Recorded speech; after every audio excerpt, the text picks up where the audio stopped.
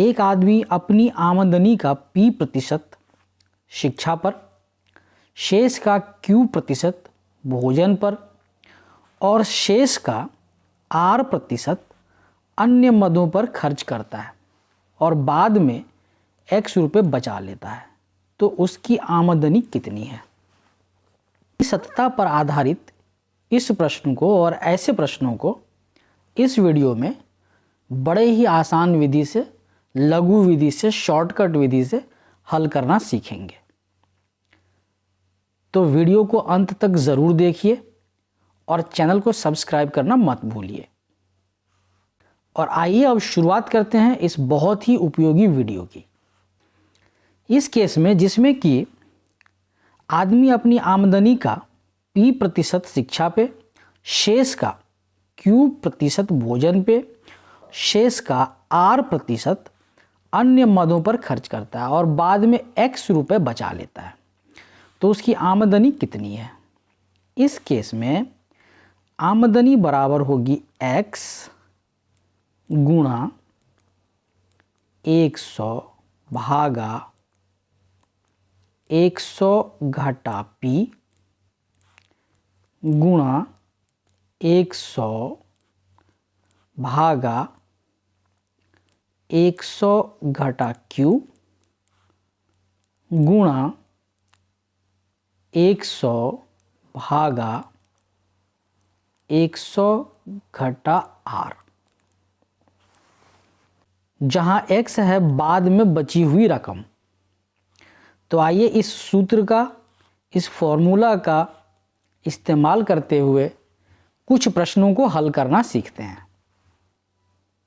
पहला प्रश्न है कि एक आदमी अपनी आमदनी का 10% शिक्षा पे, शेष का 20% भोजन पे और शेष का 30% अन्य मदों पर खर्च करता है और बाद में 5040 रुपये बचा लेता है, तो उसकी आमदनी कितनी है। जैसा कि हमने पूर्व में कॉन्सेप्ट में डिस्कस किया था, इस केस में कुल आमदनी बराबर हो जाएगी 5040 गुणा 100 बट्टा 100 घटा 10 गुणा 100 बट्टा 100 घटा 20 गुणा 100 बट्टा 100 घटा 30 बराबर 5040 गुणा 100 बट्टा 100 घटा 10 हो जाएगा 90। उसी प्रकार से गुणा 100 बट्टा 100 घटा 20 का मान हो जाएगा 80 गुणा 100 बट्टा 100 घटा 30 का मान हो जाएगा 70। अब इस एक्सप्रेशन को हम सिंप्लीफाई करें, सरलीकरण करें इसका, तो इसका मान होगा 10,000।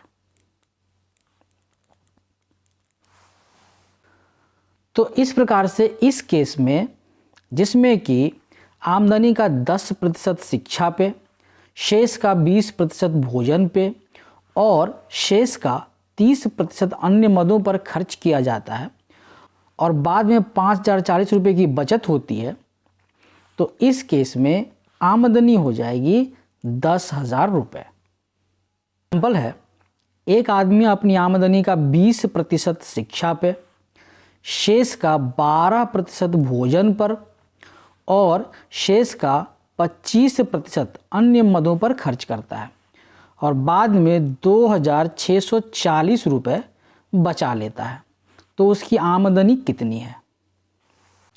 इस केस में आमदनी बराबर हो जाएगी 2640 गुणा 100 भागा 100 घटा 20 गुणा 100 भागा 100 घटा 12 गुणा 100 भागा 100 घटा 25 बराबर 2640 गुणा 100 बट्टा 80 गुणा 100 बट्टा 88 गुणा 100 बटा 75। अब इस एक्सप्रेशन को सिंप्लीफाई करें, इसका सरलीकरण करें तो इसका मान होगा 5000। तो इस केस में जिसमें कि आमदनी का 20% शिक्षा पे, शेष का 12% भोजन पे और शेष का 25% अन्य मदों पर खर्च किया जाए और फाइनली 2640 रुपये बचे, तो इस केस में कुल आमदनी होगी रुपये 5000।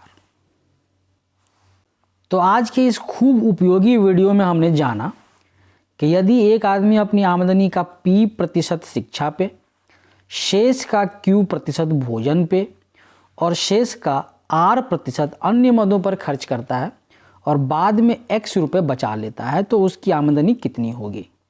इस केस में उसकी कुल आमदनी होगी X गुणा 100 भागा 100 घटा P गुणा 100 भागा 100 घटा Q गुणा 100 भागा 100 घटा R।